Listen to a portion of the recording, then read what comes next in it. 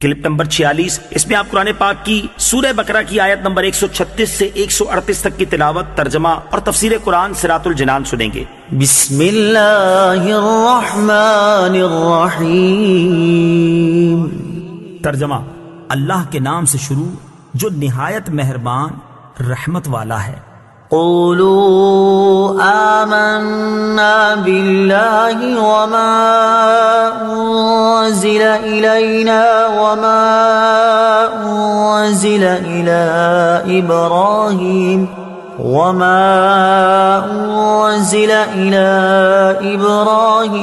وإسماعیل وإسحاق ويعقوب والأسباط وما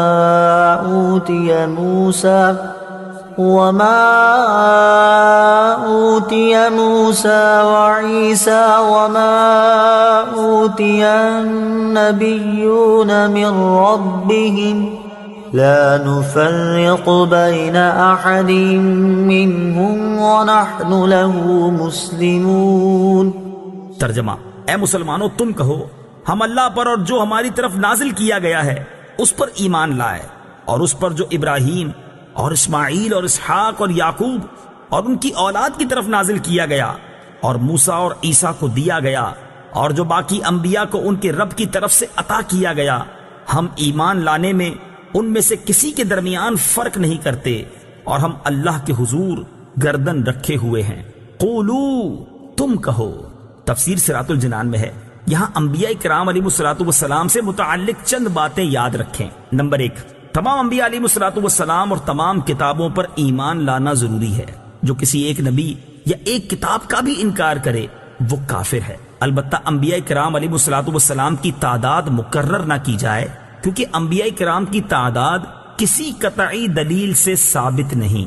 نمبر 2، انبیاء کرام علیہ السلام کے درجوں میں فرق ہے، جیسا کہ تیسرے پارے کے شروع میں ہے، مگر ان کی نبوت میں فرق نہیں۔ نمبر 3، انبیاء کرام میں فرق کرنے سے منع کیا گیا ہے، وہ اس طرح ہے کہ بعض نبیوں کو مانیں اور بعض کا انکار کریں۔ نمبر 4، یہ بھی معلوم ہوا کہ سارے نبی نبوت میں یکساں ہیں، کوئی عارضی، ذلی یا بروزی نبی نہیں جیسے قادیانی کہتے ہیں، بلکہ سب اصلی نبی ہیں۔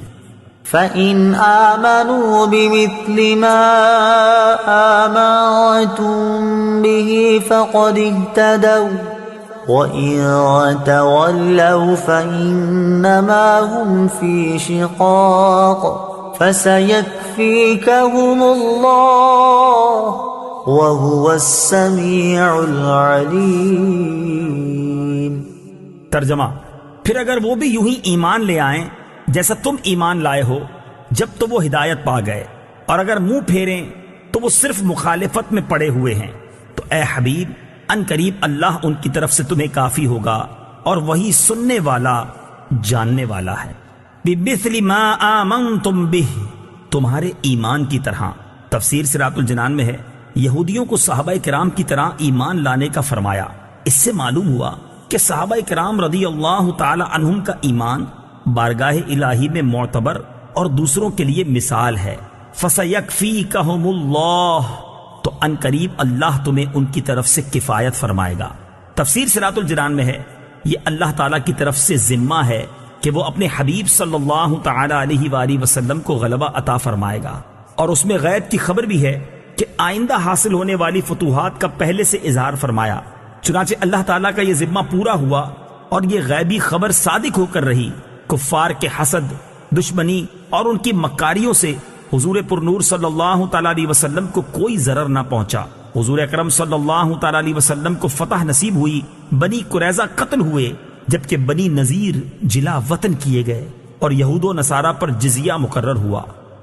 صبغة اللہ ومن احسن من اللہ صبغة ونحن له عابدون۔ ترجمہ: ہم نے اللہ کا رنگ اپنے اوپر چڑھا لیا، اور اللہ کے رنگ سے بہتر کس کا رنگ ہے، اور ہم اسی کی عبادت کرنے والے ہیں۔ صبغۃ اللہ، اللہ کا رنگ۔